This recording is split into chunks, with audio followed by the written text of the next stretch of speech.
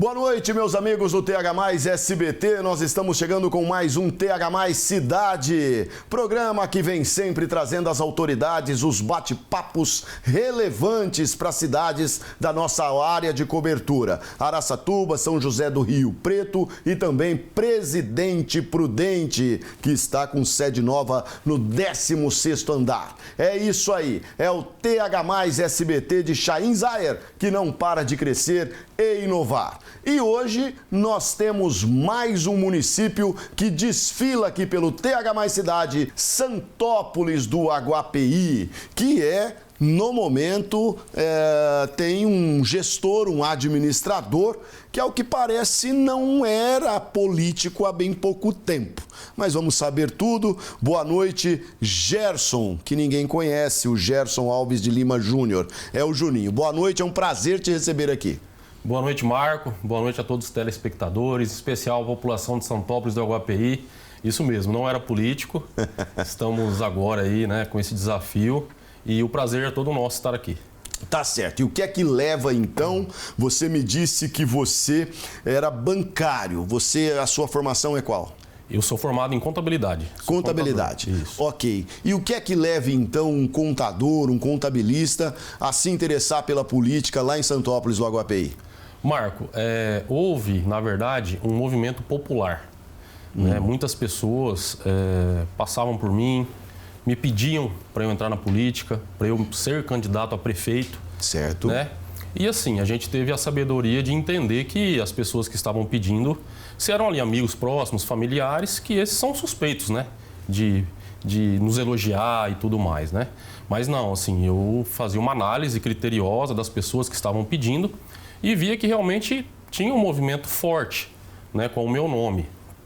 Só que, assim, no primeiro momento eu fui deixando, não tomei uma iniciativa, E o tempo foi passando e esse movimento foi aumentando, até que, inclusive, algumas lideranças políticas me procuraram para eu ser candidato. Conversei com a minha família, com a minha esposa, que seriam os mais afetados por essa decisão.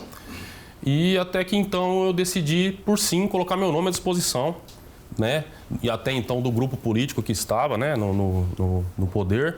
Certo. Apenas como uma opção, não impus nada, Respeitei todos, fui falando com todos, conversei com todos os vereadores, com o prefeito até então, com o vice, até que chegou um momento que eu tinha que decidir, vou mesmo ser candidato ou não, e tomei a decisão de ser e graças a Deus deu tudo certo e estamos aqui hoje.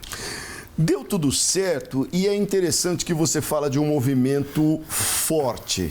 Porém, você vai para a eleição, aí você tem dois adversários. Exato. Você é do PSD, você enfrentou o Boquinha, é assim que aparece lá, do União. E você teve 42,56% dos votos, 1.184 votos. E o Boquinha, rapaz, 41,48%, 1.154 votos, que é do União Brasil. E depois é Chinit, é isso? Chinit O'Hara, 15,96%, 440 votos. Quer dizer, o Boquinha quase te pegou. Então, sim, esse movimento em torno do seu nome deu uma dividida depois? Sim, exatamente. Depois deu uma dividida, porque, na verdade, nós dois éramos do mesmo grupo político. O Boquinha, até então, ele era o atual vice-prefeito. Ele foi vereador 2 vezes e vice-prefeito.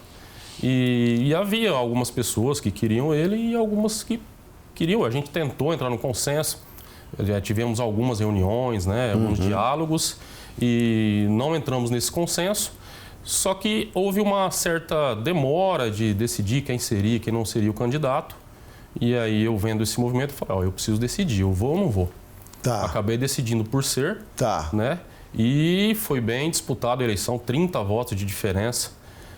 Foi bem desgastante, Principalmente por sermos amigos do mesmo grupo e tudo mais. Mas ele era vice-prefeito do Haroldo? Exatamente. E o Haroldo nessa ficou como? Ele apoiou você ou apoiou ele? O Haroldo, no primeiro momento, ele se declarou pela neutralidade, Pela neutralidade. Rapaz. Por ter os dois amigos. Ele até tentou lá no início que houvesse um consenso. Não houve, Mas assim, aí no fim das contas, eu até entendo, era o vice dele. Ele acabou, assim, nos bastidores apoiando realmente o Boca. Acabou não me ajudando muito durante o processo eleitoral. Até porque é complicado. Como é que ele fica? Ele teve 2 mandatos, o Haroldo? O Haroldo teve 4. 4, sim, mas aí depois, porque não pode ser na sequência, teve né? 2, ficou um fora, teve mais 2. Tá certo. Bom, o fato é que você ganhou a eleição. E aí você não era político, não conhecia o serviço público de perto. E como é que está sendo essa experiência depois de 6 meses sentado na cadeira do Executivo? Sim, está sendo uma experiência desafiadora, né? A gente compartilha das mesmas dificuldades de vários outros municípios, especialmente os menores, principalmente em relação à arrecadação. Só um parênteses sobre o serviço público. Eu tenho uma certa experiência sim, porque eu já fui funcionário da prefeitura. Por 5 anos, enquanto eu fiz minha faculdade, eu atuei lá no setor de tributos, por vezes ajudei no setor de licitações. Que é onde é o calcanhar de Aquiles. Na tesouraria. Aí logo após me formar, contador, inclusive me formei aqui em Araçatuba, na faculdade aqui, passei no processo seletivo da Câmara de Vereadores, fui contador lá por quase 1 ano, foi quando eu fui aprovado no concurso do Banco do Brasil. Certo. Tem uma ideia. Claro que muita coisa mudou. 16 anos. O suficiente para você sentar e ter uma segurança, ou o que você viu até agora te assusta?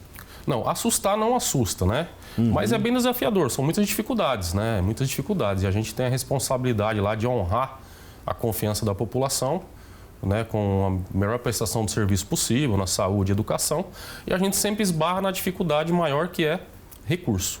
Não ter recurso para tudo que a gente gostaria. Não tem. Dizem que o orçamento, ele já de cara é na casa aí dos 90% comprometido para manter os serviços essenciais que não podem parar. É isso mesmo? Exatamente. Você tem pouca margem de investimento. Pouquíssima margem. Então, você pode até ter algumas ideias de melhorias, mas aí você esbarra na questão do financeiro e do orçamento. E o que manda também é do jeito que você pega o caixa. Como é que o Haroldo deixou as contas da prefeitura para você? Não, ele deixou as contas da prefeitura numa situação positiva, né? Deixou um certo valor em caixa, que deu ali para pelo menos 1, 2 meses ali se manter, nenhuma dívida. Os restos a pagar que tinha, deixou saldo para esses restos a pagar. Disso a gente não pode reclamar, né? Mas, porém, assim, o nosso município lá tem uma saúde com uma certa nível de qualidade acima do padrão médio aí da região. Por quê? Por conta exatamente aí da questão de... fila de exames está toda praticamente zerada. Né? Nós temos lá, é uma UBS, mas nós temos atendimento médico 24 horas. Certo. Então é desafiador manter tudo isso. Né? Você coloca a saúde 15%. Você está investindo quanto do orçamento na saúde? Está perto de 30%. Mas você acaba trabalhando lá com a baixa complexidade, é isso, ô Juninho? Isso. Lá no município é a baixa complexidade. E qual que é a cidade que é a sua referência para média e alta? A referência nossa é Birigui. Birigui. Então, a pessoa passou mal lá, é alguma coisa que não dê para ser atendido lá, cai no pronto-socorro de Birigui, que também estamos vivendo uma grande dificuldade lá. Né? A gente vê aí a prefeita Samanta buscando tentar solucionar as questões que tem lá. E aí, dependendo do caso, Santa Casa Araçatuba. Santa Casa Araçatuba que não vive uma situação, se em Birigui a coisa está bastante complexa, Araçatuba ainda mais. Recentemente agora, vale dizer, o provedor da Santa Casa, o Petrônio Pereira Lima, renunciou ao cargo de provedor e o Everton, um advogado que já estava no Conselho da Santa Casa, foi eleito. E aí, junto com o Petrônio, outras pessoas também acabaram saindo. Isso é até assunto para um próximo programa. A sua população, quando você fala que está muito bem, essa fila de exames está zerada. Nós temos, pelo Estado, as chamadas cirurgias eletivas, que aí foge da sua responsabilidade, porque cabe ao Estado realizar. Existem essas filas lá, ou vocês conseguiram também com que as pessoas não ficassem nessa fila? Não, a fila para cirurgias eletivas, ela até existe, mas ela está pequena. O setor mais complicado de questão de cirurgia é a questão de ortopedia. Né? A ortopedia, aí, às vezes a pessoa fica alguns anos em espera. Né? A ortopedia é bem complexo, bem complicado. Eu acredito que é porque o custo da cirurgia, dos aparelhos, né? os próprios médicos, mas as demais cirurgias a gente tem até controlado, né? Tem controlado. Claro que a gente depende muito também de emendas parlamentares, especialmente para o custeio da saúde. E esse ano, uma particularidade, esse ano o orçamento federal só foi aprovado agora em março, final de março, diferente de todos os outros anos, porque o orçamento em geral tem que ser aprovado no ano anterior. Sim. Né? Então, o município com um porte pequeno igual ao nosso depende muito de emenda parlamentar, né? Dos deputados parceiros. E essas emendas estão travadas até então, não entrou praticamente nada no cofre do município de emenda parlamentar. Meu primeiro ano como gestor, e a gente pega essa situação bem peculiar.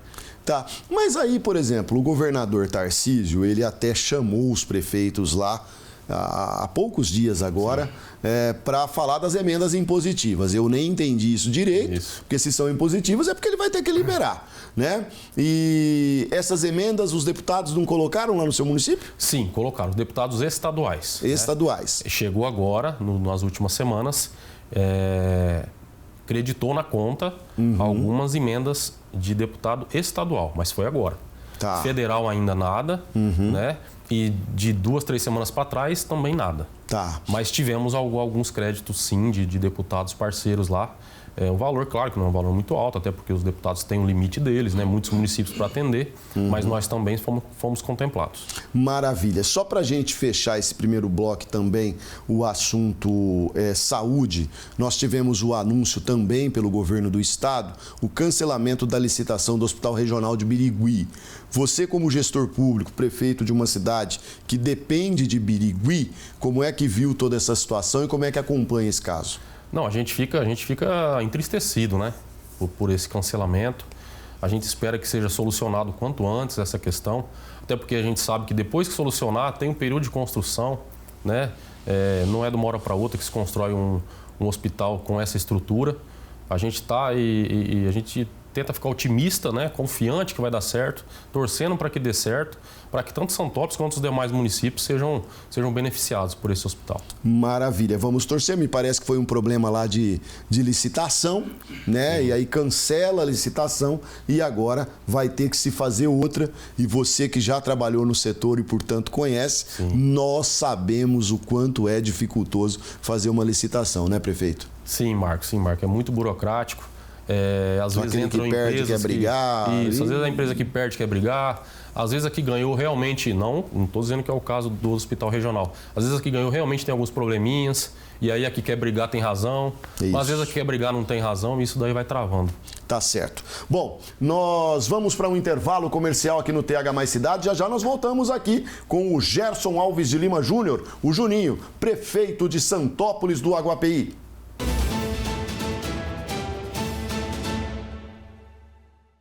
Nós estamos de volta com o TH Mais Cidade pelo TH Mais SBT. Todas as segundas, quartas e sextas-feiras, às 19h15, nós estamos aqui com alguma autoridade, com algum vereador, presidente de Câmara, algum representante da administração pública indireta ou direta também, né, para falar de determinado assunto. O negócio é informar você aqui no TH Mais Cidade pelo TH Mais SBT. O Júnior de Santópolis do Aguapeí está aqui. Nós estávamos falando de saúde, né? Exato. Essa coisa que é o calcanhar de Aquiles de qualquer administração. O Júnior, eu vou te fazer uma pergunta. Com 41 anos, você trabalhou na prefeitura, era bancário, Banco do Brasil. Acredito que muita gente ainda acalenta o sonho, né? Já foi mais, mas sim, um emprego no Banco do Brasil era, né, como você meio que ganhar na loteria. Você se arrepende ou não? Não, de ter entrado na política? Não me arrependo. Não se arrepende, tá certo. E qual que é o seu grande objetivo nesses 4 anos que podem virar 8? Olha, trazendo para a realidade de São Topes, claro que o grande objetivo sempre é os setores mais importantes, setores mais estruturantes, como, né, para a qualidade de vida das pessoas, que é a saúde, a educação e a assistência social. Graças a Deus a gente está bem otimista em conseguir que esses setores vá muito bem, né, que a gente consiga atender os anseios da população. Então, assim, tirando deles, a gente passa que um grande desafio de Santópolis sempre foi a questão de geração de emprego qualificado, né? O que eu quero dizer com qualificado? Emprego aí com média salarial de 2 salários mínimos para cima, né? Então a gente tem um grande desafio que é construir uma infraestrutura de um distrito industrial para atrair empresas para o município. Para atrair empresas. Exatamente. Aí oferecer alguns benefícios, né? Claro que em comum acordo com a Câmara, para que empresas médias ou grandes se interessem por se instalar num município pequeno igual o nosso. Nós temos uma rodovia muito boa, que é a Cis Chateaubriand, né? Que corta o estado, que liga Paraná a Minas, que liga Prudente a Rio Preto. De repente, a gente explorar essa rodovia. E para isso, a gente precisa de um distrito industrial. Nós até temos uma área já para construir esse distrito, mas a infraestrutura fica muito cara. Aí cai na questão que a gente falou no primeiro bloco, que é a questão de falta de recurso. A gente estima, né, já tem um projetinho que ficaria em torno de 4 milhões de reais. Para um município médio grande, talvez isso não seja muito, mas para nós lá, tirar do cofre público é quase que impossível. Então a gente está na luta, pedindo apoio de deputados, secretarias, ministério, convênio, para ver se a gente consegue, né? Se conseguir essa infraestrutura, aí a gente vai atrás de empresas. Tá, você falou de deputados, né? E nós estamos aí às portas, às vésperas de um ano eleitoral. Sim. E aí deputados já começam a marcar presença no município. E justamente com aquilo que nós conversávamos, que são as emendas parlamentares. E aqui na nossa região tem até um pedido do presidente do Grupo Tática, o Chaim Zayer. Gente, a nossa região, Araçatuba, precisa eleger deputado. Mas o que a gente vê, e falo isso por Araçatuba que assisto, já são os deputados de fora chegando com essas emendas. Mas aí não representa muito.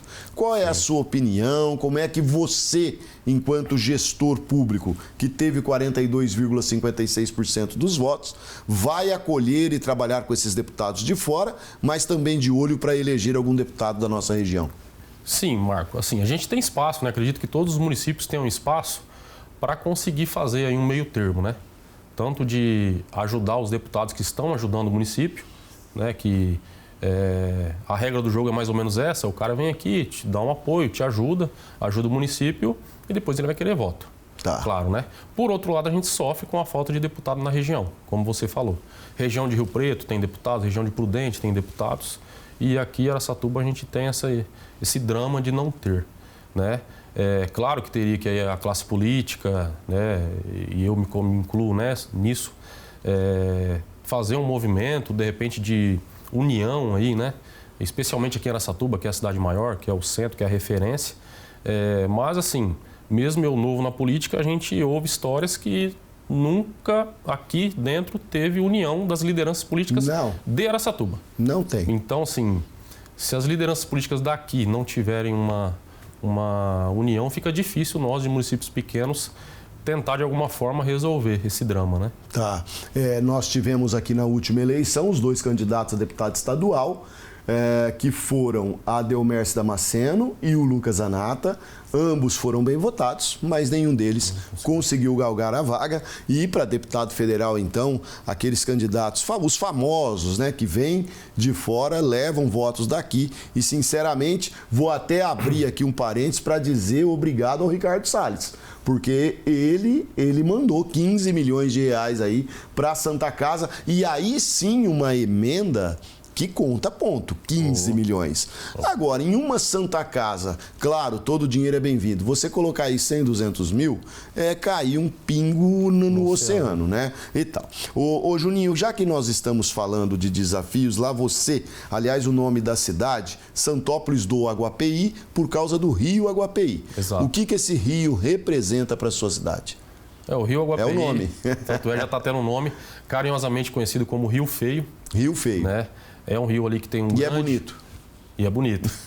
Que tem um grande potencial turístico. A gente está fazendo alguns estudos para explorar, né, o nosso rio de forma turística, para atrair renda, atrair... É o momento. Né?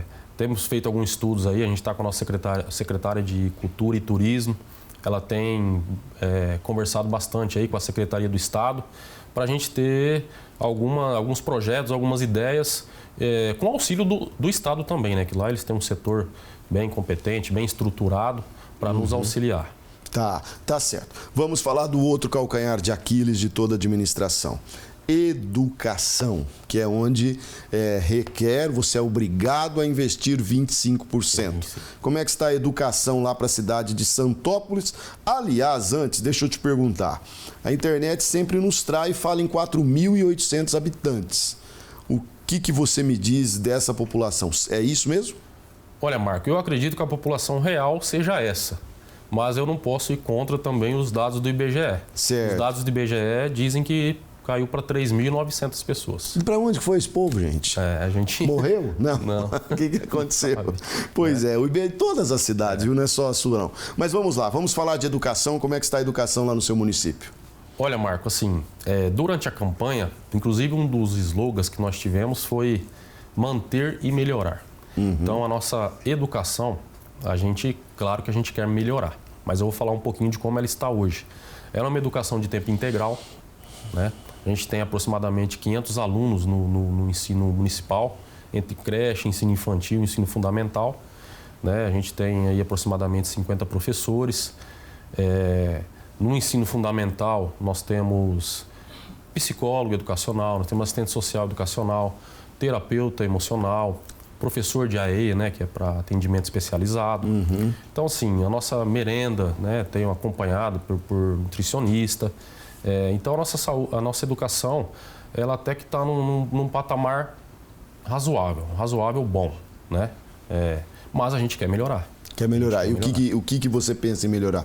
Olha, eu estou colocando em estudo algumas possibilidades de incluir lá algumas plataformas, né? Plataforma mais digitalizada, né? E mais intuitiva, que a gente acredita que vai gerar um resultado positivo, né, no ensino. Mas aí... Inclusive refletindo em IDEB e tudo mais. Mas, por outro lado, tem um grande custo. Então a gente está balanceando isso. Tá, mas aí e você precisa também dar condições para aquela criança que de repente não tem internet em casa, não sei como é o caso, e nenhum computador, de poder usar essa internet. Veja que o governo do estado, quando ele assume, vem aquele negócio, nós não vamos querer os livros fornecidos pelo MEC. E foi um tiro no pé, teve que voltar atrás, porque ele queria digitalizar tudo, né? Não é por aí, não. Não. Tá. Não seria um movimento drástico assim, não. Tá. Internet lá é para todos, na cidade toda? Não, na cidade toda, gratuitamente, não. Não consegue. Mas tem internet. Tá certo. Lixo, como é que você está trabalhando e qual é a sua situação? O lixo lá, Marco, é o próprio município, né, que faz a coleta de lixo. Nós temos um aterro sanitário. Na verdade, temos dois, né? Um que já foi todo utilizado e um outro agora que está utilizando, e a gente está em fase de documentação disso. Documentação. E os custos, burocracia, exigências do CETESB e tal, são bem complexos, desafiadores e complexos, mas a gente está nessa luta, a gente acredita que vai dar certo. Tá, o seu aterro então está no limite? Na verdade, Marco, o que já foi utilizado já está até em desuso, né? O aterro atual, ele tem espaço ainda, a gente tem programação que ele vai durar vários anos, porém, a questão é a questão da burocracia, documentação CETESB, que é bem complexo. Mas a gente já está dando andamento, já licitamos uma empresa para fazer esse levantamento, para fazer esse estudo, para ir atrás dessas autorizações, né, liberação de operação. É um custo alto, infelizmente, né? Mas a gente está correndo atrás porque é necessário. É necessário. Isso. Maravilha. A água de Santópolis do Aguapeí é captada do rio Aguapeí ou não? É poço? Não. Agora é poço. Antes era por um córrego, mas agora são alguns poços. Então lá não tem problema de abastecimento de água? Não. Eventualmente, lá é a Sabesp, né? Sabesp. É Sabesp, é terceirizada. Eventualmente acontece ali algum problema num poço ou outro. Aí a equipe da Sabesp já nos avisa, a gente avisa a população. E acontece de ficar 1 ou 2 horas ali sem água, mas passar um dia assim não é comum, não. Lá você tem 9 vereadores, o PSD elegeu quantas cadeiras lá? 3? 5. 5 cadeiras. Tá sossegado você Você é do PSD e colocou 5 de 9, já entra com a maioria. Razoavelmente sossegado. Nós fizemos a maioria.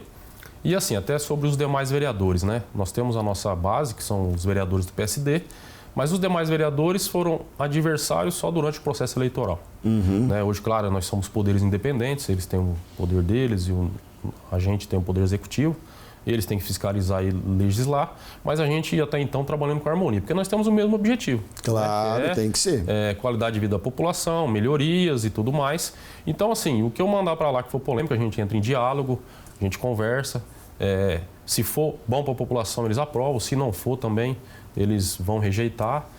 Mas bem harmônico mesmo, tá bem tranquilo. Tá certo. Santópolis do Aguapeí, que completou 84 anos no último dia 3 de maio, é isso? Isso, exatamente. Tá certo. Então, eu desejo que você leve aí o seu mandato com essa força, essa coragem de quem estava sossegado no Banco do Brasil e resolveu assumir esse grande, imenso desafio que é ser gestor de uma cidade. Muito obrigado por estar aqui conosco e volte sempre aqui à nossa casa, tá bom? Eu que agradeço, Marco, agradeço a oportunidade, o espaço aqui para a gente bater um papo, para falar com a nossa população, o espaço que você dá também para os outros prefeitos da região e dizer para o povo de Santópolis que a gente está aí, está trabalhando, está buscando fazer o melhor possível e conte comigo. Tá certo, gente. Esse é o Gerson Alves de Lima Júnior, o Juninho, prefeito pela primeira vez da cidade de Santópolis do Aguapeí. Foi um prazer, nós voltaremos no próximo programa, sempre às segundas, quartas e sextas, às 19h15. Forte abraço!